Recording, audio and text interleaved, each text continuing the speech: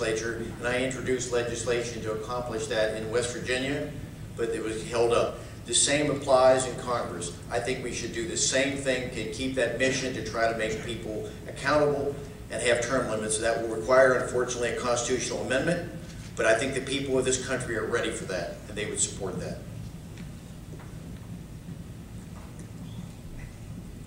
Sarah Manier. When I first ran for the state senate, the so-called expert didn't really care much because they never thought I could win. I beat an entrenched incumbent because I provided voters with the best form of term limits, a competitive election. That is exactly the same choice I will give the voters against Alan Monahan, and I will beat him. With that being said, 28 years is too long for anyone to be in the same office. In 2006, I didn't seek re-election because 12 years was enough. I'm going to Washington to make a difference, and as part of that, I will vote for term limits. Okay, this next question for the panel starts with Mac Warner. What would you do to reform the tax system in this country?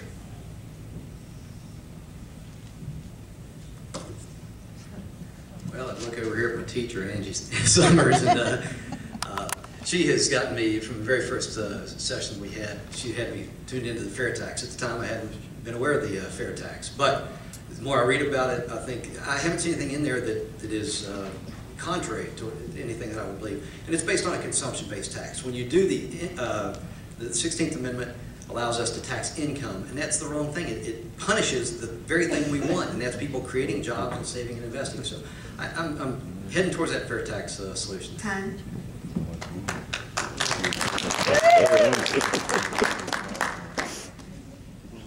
Cindy Hall.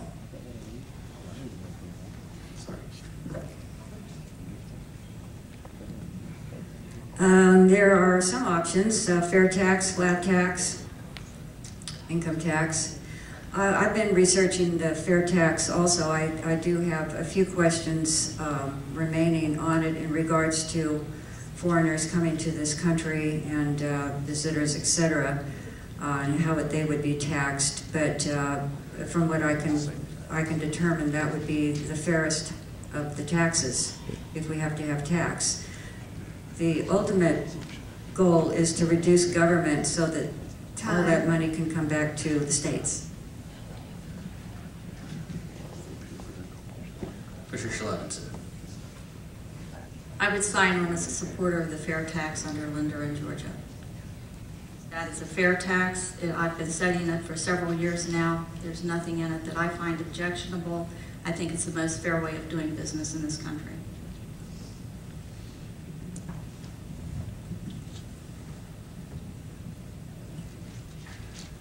David McKinley. The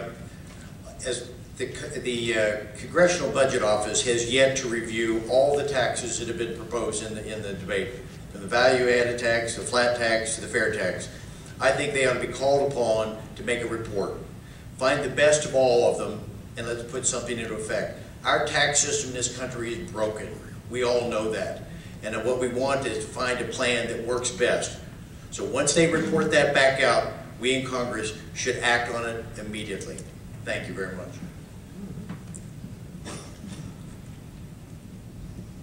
Sarah Manier. Ronald Reagan had it right. His 1984 across-the-board tax cuts brought 84 months of economic growth. These tough economic times are the wrong time to raise taxes, but that is exactly what President Obama, Speaker Pelosi, and Congressman Monahan are attempting to do. During my 12 years in the Senate, I never once voted for a tax increase, and I never will in Congress. I support making the 2001-2003 tax cut permanent. In addition, I want to work to reduce our corporate...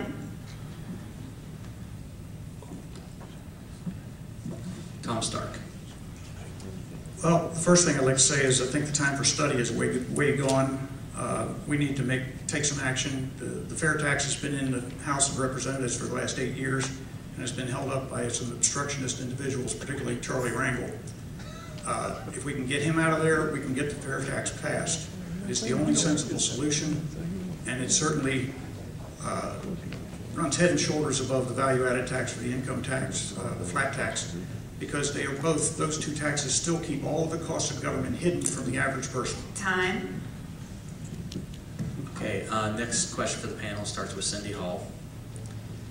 Do you believe a member of Congress should vote the way his or her constituents want them to vote on particular bills? Or do you believe they should vote their own conscience? And how would you decide your positions on the bills that come before you? First of all, I would represent the constituents. Those are the people that put me into office. Mullihan is a good example of not going along with the constituents' wishes. How to decide positions on the bills, best for and response from the constituents, which we're not getting now from Mullihan.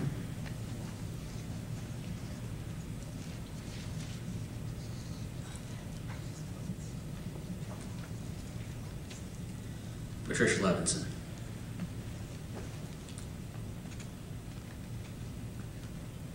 As long as it's moral, ethical, and follows the law, I would follow my constituents' lead any time it passes that. As long as it passes that test and is constitutional, then I'm all for following my constituency. If they get out of bounds morally or ethically, and I feel I'm going to try to have a conversation with them to give them my views on the issue, and if they convince me otherwise, then I'll follow their lead. David McKinley. As a delegate in the legislature for 14 years, I made a practice of listening, because when you listen, you learn. It's not when you're talking. And when I would come back from the legislature each weekend, we'd sit down many times, we'd have community meetings and be able to talk about issues that are before us in the West Virginia legislature. And I think the same should apply in Congress as well. Is to sit and listen in public forums, not to fight back, but to listen to find out what your constituency. If that had happened, we wouldn't have cap and trade, we wouldn't have the health care, because the people of the district did not want it. Sarah Manier. We live in a representative democracy where we choose leaders to act in our best interest. In West Virginia, our congressional delegation combined tenure is more than 150 years, over a century and a half. I believe that the longer you are in office, the more out of touch you become. I will continue to travel the district, talk with voters, listen to their concerns, and always vote for what we believe is best for West Virginia. Tom Stark. I believe constituents should have a significant input into the process, certainly. I think it's up to the representative to make sure those lines of communication stay open. But when it comes right down to it, I think if you vote for someone based on the principles they express and that you hold them to those principles, the principles have to guide their decision making. An example, best example I can give you is a response I got from Alan Mullihan's office saying that he was getting 10-to-1 calls in favor of the health care bill when nobody wanted it. And it's often distorted by things that they hear. Mac Warner. You know, the great thing, folks, is there's really no disconnect in 99% of the cases, okay? I'm one of you, you're one of the district. We're all in this thing together.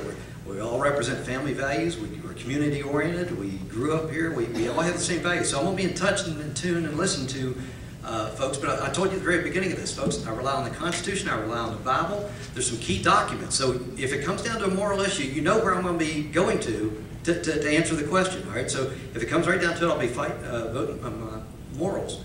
But I think they're very consistent with the same morals each of you has. And this will be the final question for the panel in the moderated portion. And we'll start with Patricia Levinson. Do you support and will you vote for a balanced budget amendment, and what, if anything, would you exempt from that amendment?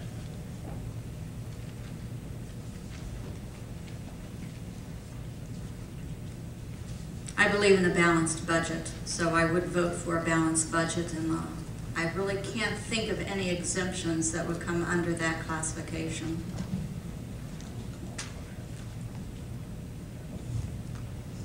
David McKinley. As for a balanced budget amendment, as I said earlier, I think that a federal balanced budget is a moral imperative.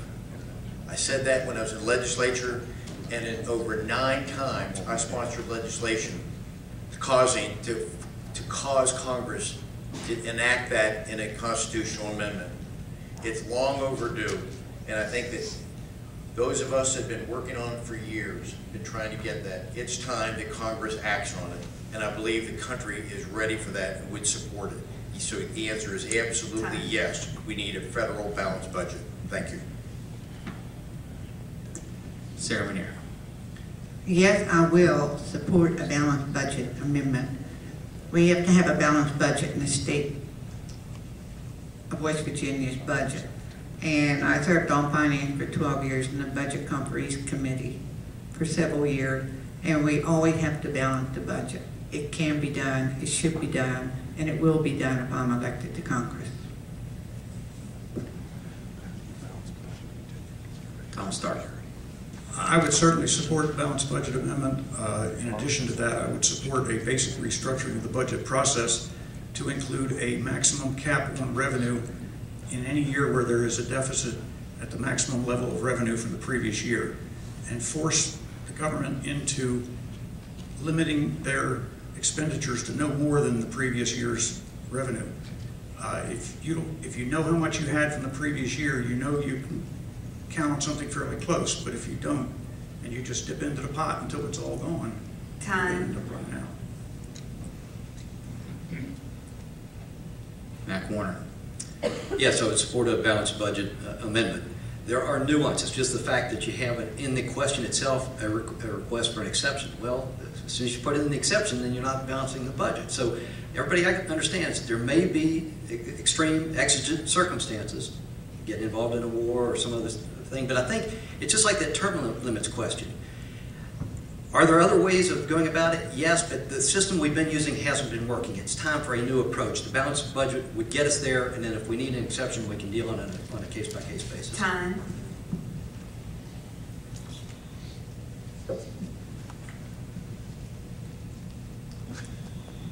Cindy Hall. I too support a federal balanced budget amendment. The national debt is $12 trillion.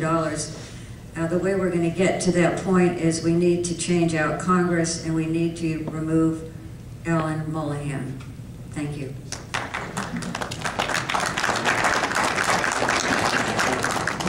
Okay, well that concludes the second portion of the event, which is the moderated questions. Now's the time when the people, you all, who have gathered here today, get to ask questions. So, my wife has the little blue tickets that you were given when you came in here today. She's got them in that bowl, and she's going to start reading off numbers. And if your number is called, hold your hand up, and I'll bring you the mic, and you can ask the panel a question. Did everyone get tickets when they came in the door? You need one? Yeah. In the back, he needs one. And raise your hand if you didn't get a blue ticket and you would like an opportunity to ask a question. And she'll go around and get it. And I wanted to let you guys know, the reason we had 30-second answers for the last portion was so we would get as many audience questions as we could, because the candidates really need to hear from the people. Yep. Good job.